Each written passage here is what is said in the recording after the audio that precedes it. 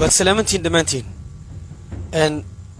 waxaan rabaa inaan marka hore ku bilaabo su'aalaadka qofkii weydii lahaa mudane waxaan ku weydiinaynaa adiga arrintan aad samaynaysid yaa kuu soo wakiishana kan dabaal miyaa isaga ya maxaa rabtaa inaad ogaato ii sheeg aniga wax walba ku ogeysiinaya laakiin marka hore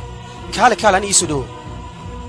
waxaan ku weydiiyey hooyada adiga xaggee jirtaa haydrabaad aabbahan intuu jiraa isla meesha ayuu joogaa okay walaashaana xaggee ku nooshahay ayadana meesha ayay ku nooshahay waayahay adiga weligaa ma weydiisa nolosha ay ku nool yihiin mase weydiisay inay nolol raaxale ku jiraan iyo in kale waxaa laga yaabaa inay biyo la'aan xilligan ayaga u dhammaanayaan adiguna halkaanaad iska joogto aad ogaanayso sababta biyaha looga jaray waxaad u doodaysaa rag wasiire ah iyo weliba qaarkooda lacag leh siday biyo ku helaan sidee raaxo ugu noolaadaan iska tag waxaan idiin sheegayaa walaalahayga dhammaanba annaga waxa aan samaynayno wakhtilxaadirkan waan ku saxannahay sababtu waxay tahay intee kun qof ayaa biyo la'aan u baaba'ayso kaalay waxaa idiin weyddiiyey annaga haddaan u dagaalanna xaqeenna iyo weliba dadka masaakiinta ah ee biyola'aanta u baaba'ayo khalad miyaa taas jawaabtu waa maya sababtu waxay tahay hooyo walba waxay ku fikirtaa canugeeda sidoo wax ku bartaa sidoo ku noolaadaa sidoo mustaqbal ku gaaraa sidoo ku noqdaa qof muwaadina laakiin muwaadinnimada sidaas maaha muwaadinnimada ma ahan oo keliya qoyskaaga iyo noloshoodaad iyo weliba adiga oolaadaada oo keliya arrinkooda inaad ka fikirto ee waxaa loo baahan yahay dadka kale ee kugu dhiigga ah siday u nool yihiin inaad ogaato noloshoodana aad ka fikirto waajibaadka ku saaranna kan gurigaaga oo keliya ma ahan ee kan dalkaaga iyo midka dadkaagana adigu ayuu ku saaran yahay haddaadan ka fikirin noloshoodana cid kale u maqan haba yaraatee ma jirto cirka uga soo dhacaysa laakiin adiga ayay waajib kugu tahay waxaa taa dheer in laga fikiro dadka siday u nool yihiin oo biyola'aanta hayso maxayse qabaan u rafaada adiga mudanow yaa waajibaadkaas ku saara aniga ayaa isa saaray waajibaadkaas waayo wasiir iyo ra'iisul wasaare intaba kama sugayo maxaa yeele waxaan ahay shakhsi muwaadina wasiiradaba waxay ayaga shakhsi caadi ah aysan ku ahan xilka ay hayaan oo keliya maahine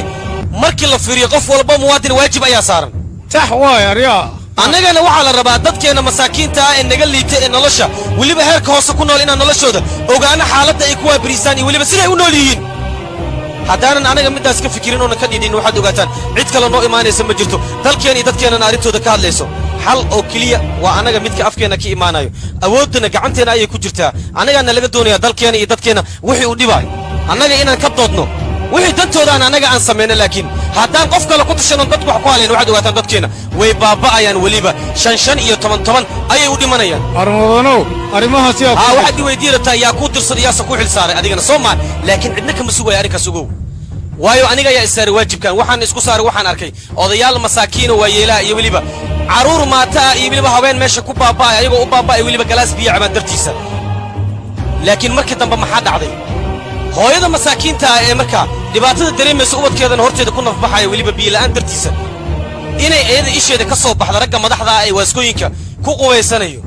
aniga taasna waan u dulqaada waaya maxaa yeele damiirkayga ayaa ii diiday waana ka dhiidhiisaad u jeedaan waxaan ku kalifa ayagana sidoo kale inay maalmo oonadano arrinkaas yaa garab kugu siiya adiga waxaa garab isugu siiyey shacabka weliba dadka ka dhashay isla tuuladaas ay dhibaatada haysata maxaa yeele dabka xanuunkiisa waxaa dareema ninka wakhtilxaadirkaasi ku taagan oonkana waxaa ka sheekan kara qofka markaasi biyola'aanta hayso laakiin looma baahna in la weydiiyo dadka madaxda ah ee kuraastooda fadhiya weliba wasaaradooda shaahiyada ku cabaya annaga waan isku daynay albaabadoodana waan garaacnay dhowr jeer laakiin maxay noogu jawaabeen lacag ma haysataa madax miyaad ka socotaa